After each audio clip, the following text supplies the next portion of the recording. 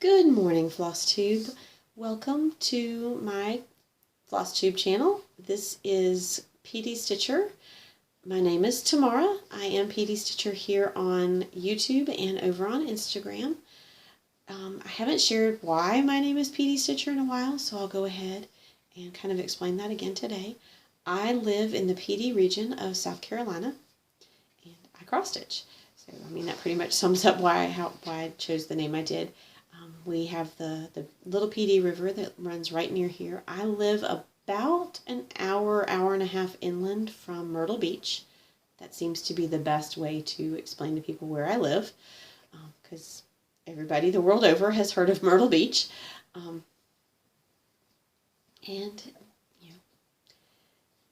That's pretty much why my name is PD Stitcher.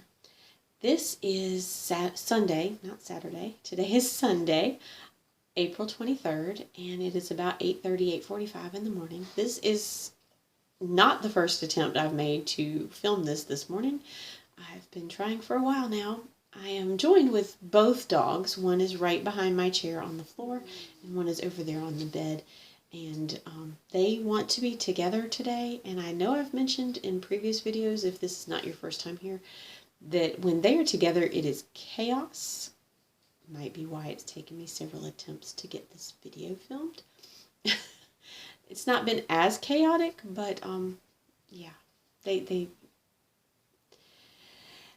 making it a little bit harder this morning to get this filmed, but we shall see. Hopefully I won't have to pause often or start again.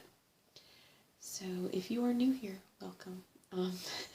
It's always crazy at my house, so this is just, part of the crazy, but welcome. Stick around. I hope you see something you like and will continue to come back. Hit the subscribe button. If you are returning, welcome back. I appreciate your friendship. I appreciate your views, your likes, your comments. I appreciate just the friendships that I've made here on YouTube and getting to know other cross stitchers through Flosstubes. What do I have? I'm looking over at my notes because my brain is very scattered this morning because it's been chaos. I've filmed this a couple of times already and had to stop most of the way through and start again. So if I don't look at my notes, I may forget something. So if I look over here, down here, I'm looking at my notes. I don't have any finishes because that's just not who I am. I don't have finishes often, and that's okay. I do have a new start. Yay! And I have several works in progress, or WIPS, as they are known in the cross-stitch vernacular. So let's get started. New start. My only new start. This was supposed to be a new start in March, and I just couldn't get my act together. I had a really crazy March, which I talked about in the last video. And probably the one right before that too. So I'm not going to go back into all of that, but I didn't get a new start done in March. I was planning to do a new start a month this year. Didn't get March's. So I've started this in April. I don't think I'm going to start another one in April. I may start 2 or 3 or 4 in some months down the line. Who knows? I tend to make plans and then go, let's pick something different. Let's veer off that course and go on a different path. But this is Liberty from Pickle Designs. And I don't have a lot of patriotic stitching to put up in the summer around 4th of July and Memorial Day. Between Memorial Day and 4th of July, I do realize which order they come in. So I'm trying to build that to put up more. It would involve finishing something and fully finishing something, so we shall see. But it'll eventually get finished. It just might not see the walls. Who knows? But this is on 32 count. Picture This Plus Heroic, which I love the reds and blues in the fabric to use for patriotic pieces. And this is how far I got. It's not bad for a new start. I'm very happy with it. It was about 500 stitches. I love the variegated red border. I don't know if you can see how it variegates, but like it goes from light to dark throughout. And then I had this color still on my needle, so I just went over here to finish it off. Got all of the word Liberty and a good bit of the fireworks done in that block. So it's a pretty good start. I'm very happy with it. This is housed in my very fancy Ziploc bag. It's just how I roll. I don't have a lot of project bags. I don't sew, so I'm not going to be making them.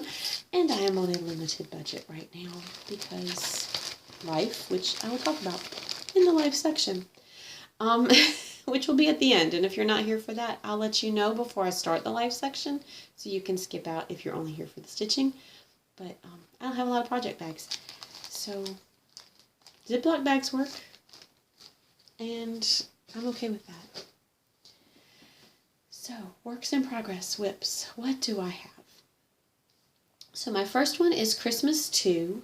This is my focal project for the year. I try to work on it every month. Here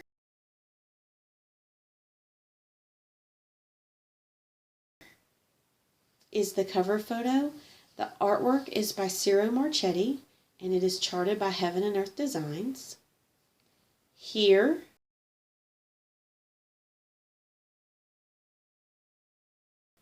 is what it looked like the last time I showed you.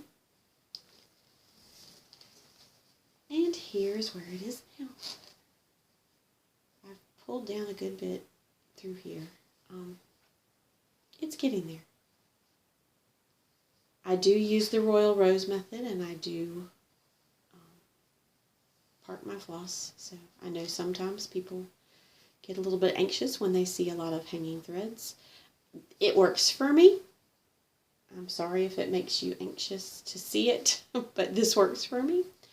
So it's 2/1/10 stitch on 25 count easy grid, and I'm not thrilled. Like, you can see some of the white coming through, so I'm not thrilled with the coverage, but 2/1 full cross was too thick, and if you hold it back here, you don't really see that.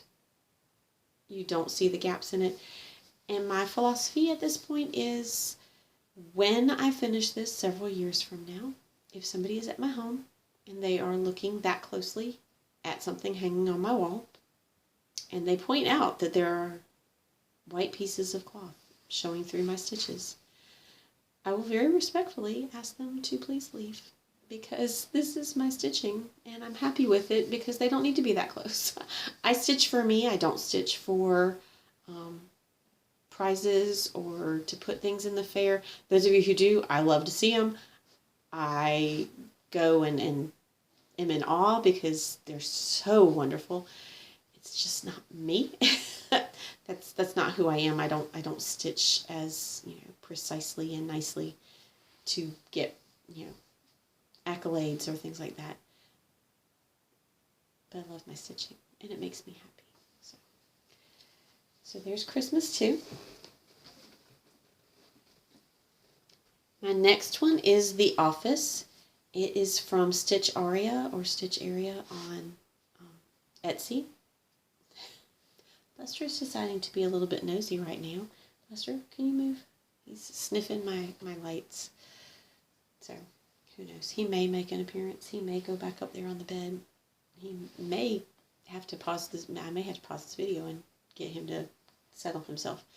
But this is what it is supposed to look like.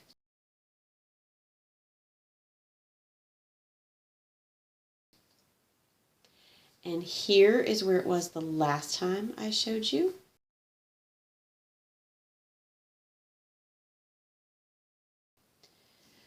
This was a whip go call for April. I took these off. I took the Q-snap pieces off and then put them back on. I don't know why. I took them off the first time I filmed this, because I have gotten to this part before. And then I put them back on, and so now I have to take them off again. But here is where it is. The goal for this, for my whip go for April, is to finish it. And all it needs is this sign, and then the little white French knots to be the salt pieces on the pretzel. and it will be done. I'm very excited. So I love the office, and it's fun to stitch on this and kind of just, you know, as I hit each motif, think about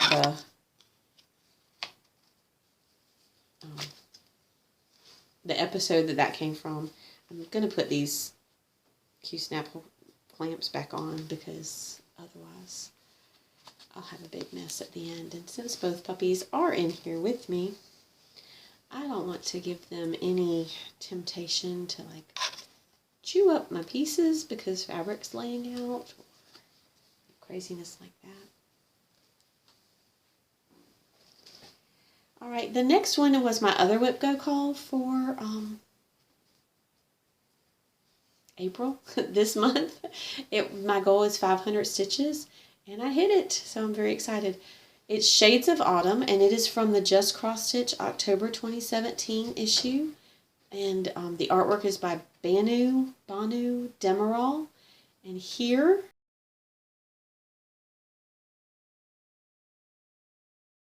is what it's going to look like.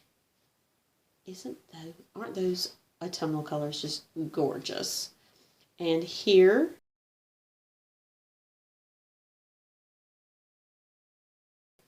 is what it looked like the last time I shared it. This is also housed in a fancy schmancy Ziploc bag. Let's just decide to get back up on the bed, so maybe we'll have a few minutes of stop. Now he's decided to lick the bed, so I apologize for that. And here's where it is. This is on 32 count color and cotton monster mash. I don't think I said what the fabric was for the office. It's on 32 count color and cotton succulent. But this is on monster mash, and it is the perfect purple to go with these autumnal colors, if I can get the fabric to cooperate. Is this not just gorgeous? Now this is a very intense non-full coverage piece. I think it's my most intense piece. It takes me forever to get stitches in it because, as you can see, there are a lot of color changes throughout. So a lot of stopping and starting of my thread. I do try to like color complete a section, or at least finish off the color in that's on my needle and then move to a new one. But it does take me a while. So, but this needle minder was from Fire Puppies, which sadly is no longer. But I love Peanuts, and I tried to collect all of the Peanuts character needle minders that they had before they went out of business. I got 3 or 4. So, not too bad. My last WIP is Flosstube Friends. It is from October House Fiber Arts. And here is the cover. Turn it this way so you can see. I am doing this with a group of my Flosstube friends. Hannah Dowling from Hannah Dowling here on Flosstube she organized this, and every 2 months she spins a wheel, and the person who is spun gets to pick their person, which person they want to be, and what color they want their dress to be, and the others of us it's kind of a round robin, but it's not a round robin. It's a not so round robin, as I like to say. So, because we're not sharing the piece, we're just all picking our person. So the first month was spun Corinne from Grace Notes Fabrics. And she chose this lady right here. And her color was, I should know this. Her color was purple, I think. Yes, her color was purple. And so I worked on her for January and February. And then at the end of February, for the beginning of March, I was spun. And I chose this lady. Little did I know how intense this dress was going to be. I apologize to everybody. I'm so sorry. But somebody was going to have to be that person. And it was going to have to be stitched at some point. So, why not now? But I chose teal. I also I don't have short gray hair. I have gray hair, but my hair is not mostly gray, and it's really not short. So I changed her hair to more of a brown, not more of a brown, to a brown, and I made it a little longer. I don't refigure my cross stitching much, so I don't know why. That was really a problem for me to try and make her hair longer. I don't know why. It was just bringing it down, but then her neck didn't look right, and I frogged a lot.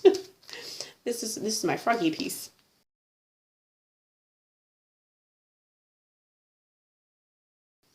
I've not finished her because her dress is massive, and just doing the bodice was, ugh.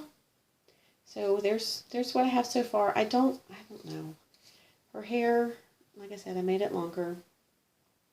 I'm using teal. And then when I go to put in those diamond pieces, they will be a different shade. Whoop, wrong person. A different shade of teal. So I'm going to outline and then put in the diamonds and then fill in, so that hopefully I can just sit and stitch on this and get her finished. Because I don't think I'm going to finish her before Hannah calls the next person, since she's going to probably call her next week. I'm okay with that. That's why I like the Not So Round Robin, because I have no pressure on me to get it done before I have to send it off to somebody else. Thank God, because I don't think I could handle that. But I have been working on her, which is why she's still in the Q-snap. The rest of hers, of the pieces. That's why I had to look. Yes, Corinne was purple. And there's my back. Y'all, I'm actually really proud of my back. I've been getting much better at being neat with the backs of my cross stitch. I used to not care. I really don't care, but it will help if I ever want to finish something. It won't be all bulky, except for my full coverages, which are going to be bulky in the back because confetti. There's no way you can not have bulky stitching in the back with full coverage. All right, so those are all of my works in progress. Now, plans. I still need to finish my April WIP Go goal to finish the office. So that is goal number 1 this week, is to finish the office piece. And then my other one is to finish my person on Flosstube Friends. So those are my 2 main goals this week. We'll see if I can get them achieved. I am anxiously waiting to see what Jessie Marie pulls for the May WIP Go calls, to see what I'm going to focus on next month. So that's it. That's all I have for plans. Stitchy acquisition or haul. I have one item, this one, and it is in a purple. Not a purple. I did this last time. It looks purple in my camera, so I say purple, but this is pink. Like, I'm looking at it, it is pink. It's in a pink envelope, which means it came from Grace Notes Fabrics, because it is my April fabric of the month. Y'all, this is Frosted Lemonade. Oh my goodness, it is the most beautiful yellow.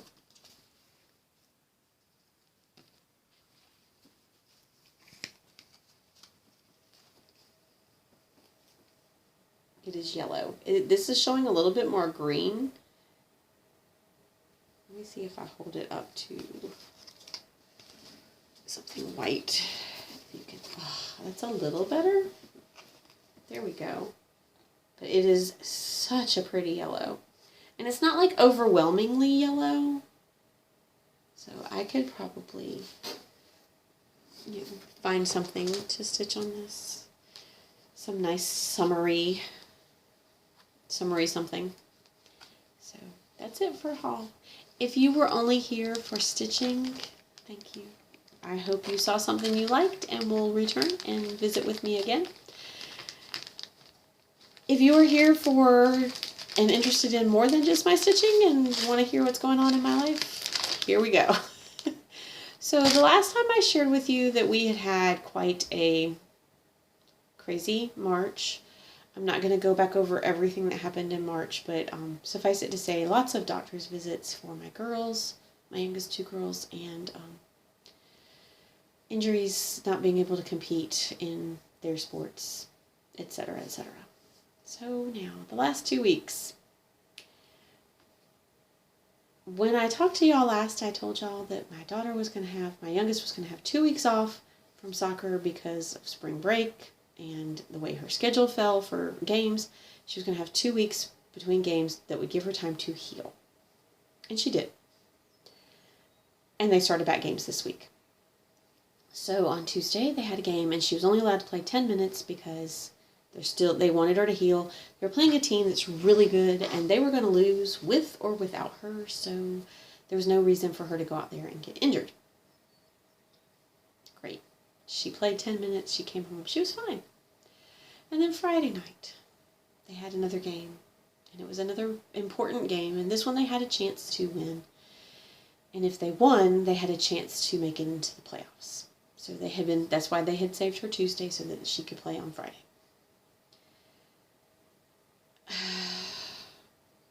She had gotten through almost the entire game without an injury. And we were at a school about an hour and a half away. She rode on the bus, I drove there to watch. So I was there, thankfully. There was maybe 10 minutes left in the game, and she went down. And she went down bad. Not terrible, but you could tell she was hurt. And so they carried her off, got her off. Trainer looked at her. And I was just thinking, because she's been injured so much, that she just kind of probably tweaked something that had been bothering her. So after the game, I go over, and the trainer introduces himself to me. That doesn't happen often. And he says, I can't really get a handle or a read on what is the issue. Yeah, that's probably not a good thing. And then he said, but I talked to so-and-so, who happens to be the trainer at the school where my daughter plays. So during the game, after he took my daughter off the field, he checked her out and then called her trainer, who knows her very well because she's been injured so much. I was like, okay. He said, I don't think you need to take her to the ER. Also not something I wanted to hear. He's like, but I do think she's going to need to see a doctor. But trainer at our school will handle that, making that arrangement. Okay, great. My husband is actually with our school's trainer because my husband helps coach the boys' team at our school. And the way it works for our schools is if the boys' team plays at home, the girls' team plays away, which was the case Friday night. So he was at home. Our trainer was at that game. So the trainer walked over and told my husband, just got off the phone with the trainer from such and such school. Brittany's hurt. And it could be an ACL tear. Which are not words anybody wants to hear, ever. ACL tears are terrible. They take a long time to recover, and it's painful. And so my husband calls me, he's like, it's not good. I'm like, I'm with her. She's not in that much pain. He's like, she could be one of those like rare people who have a very high pain tolerance, which is possible. As many times as she's been injured, I think she's just numb to it now. So then I talked with our trainer yesterday, who had spoken with their trainer again, because he checked her twice and called him the first time, then called him later, I think yesterday morning, after the second one, and said it might be an MCL tear. Whichever, it's still serious. Her season's over. They do have 2 more games. She won't be playing. She can go. She can watch. She can cheer. She's not playing. We go to the doctor tomorrow to see if she tore her ACL or her MCL, or if she just dislocated her kneecap, or we don't know. It could be anything. So that's been fun. My other daughter, I have 4 daughters, so when I say my other daughter, that doesn't really narrow it down. So second youngest, my runner, she hadn't been able to compete since the beginning of March when she had an incident and had to go to the cardiologist. She got to compete this past week for her first races back at the city championship this past Tuesday. And she told me before, she goes, Mom, I don't know if I'm going to be very fast. I don't know how I'm going to do. Like, that's okay. My goal is for you to finish the race and stay upright, because the last time you raced, you passed out halfway through. So if you finish the race and you're still standing, it's a win. Yeah. She did finish the race, and she was standing, and then she laid down because she was tired, because she ran the 1600, which is about the equivalent of a mile. It's 4 laps around the track. And she won that by half of a lap. The next person behind her was half of a lap behind her. She lapped 7 people, which is not normal in a 1600. Most times it's only 4 laps. You don't get lapped in that short of a race.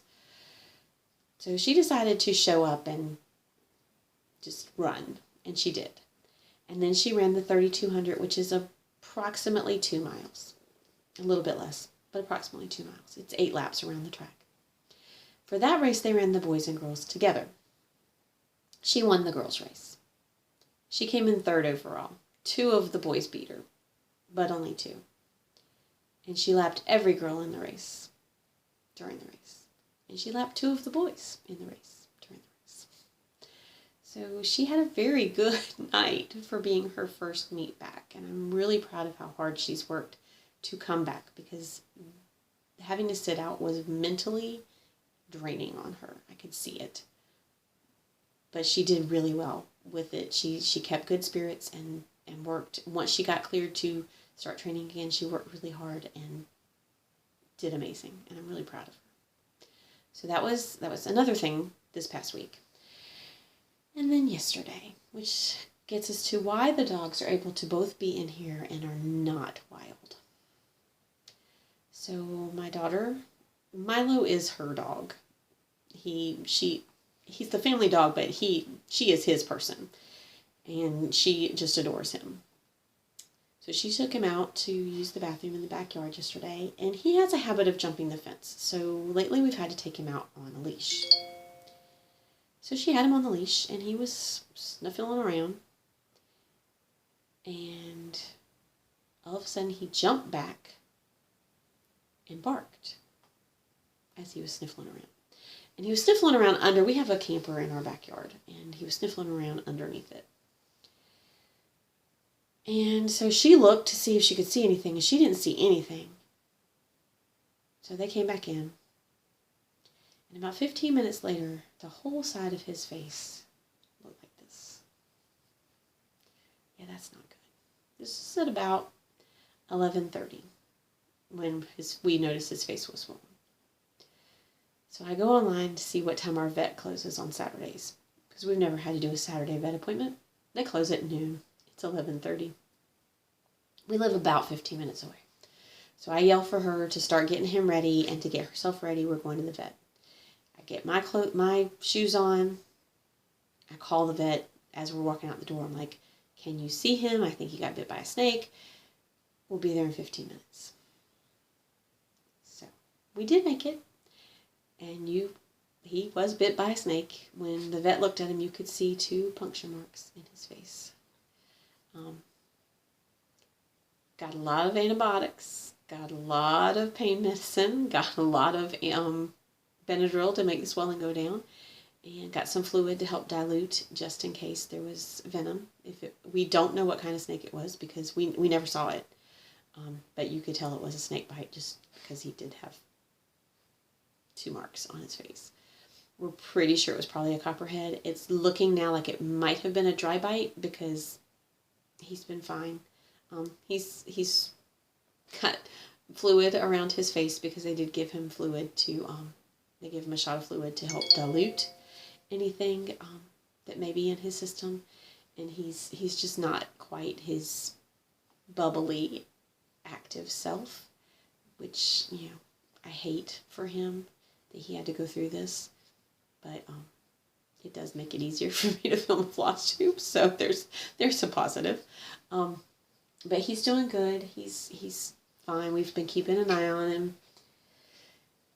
He's very, very clingy to my daughter, which is why I'm surprised he's up here with me and not with her. So he's been very, very, very cuddly. He's normally cuddly. He's been more cuddly. And Buster has been so very curious.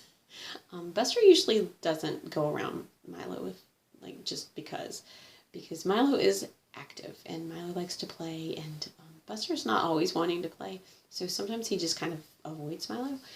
No, since yesterday he's been over and sniffing and licking and just being sweet, so hopefully, you know, they'll both continue to be good boys and love each other. I'll let you see him. Buster's up at the top of the bed by the headboard, and Milo's closer to me down here. But they're just looking out the window and enjoying life. So, but he's doing good. But yeah, that was not a plan that I had for this weekend. So when I say that, when I said earlier that I am on a really tight budget, I am on a really tight budget because between cardiologist visits, orthopedic visits, and now this vet visit that was not cheap, I've been putting out a lot of medical money from my budget. So yeah, Stitchy acquisitions are at a very, very minimum right now. So project bags, yeah, that's not going to happen for a while. I had thought I'd get to pick some up with, you know, a couple, like once a month I was going to buy a new project bag. Yeah, it's not happening until we can stop getting injured at my house. I told Milo and my youngest yesterday, this is not a competition. It's really not. They don't have to see who can drive me crazy the fastest or who can get injured the worst. I'm happy if everybody just, you know, let's just live and not get hurt or, you know, get bit by snakes or any of those other crazy things that seem to be par and parcel for living in my house. But thank you all for coming and visiting with me today, and I hope you all have a great week. Get lots of stitching done. Stay happy, stay healthy, keep stitching. Bye, y'all.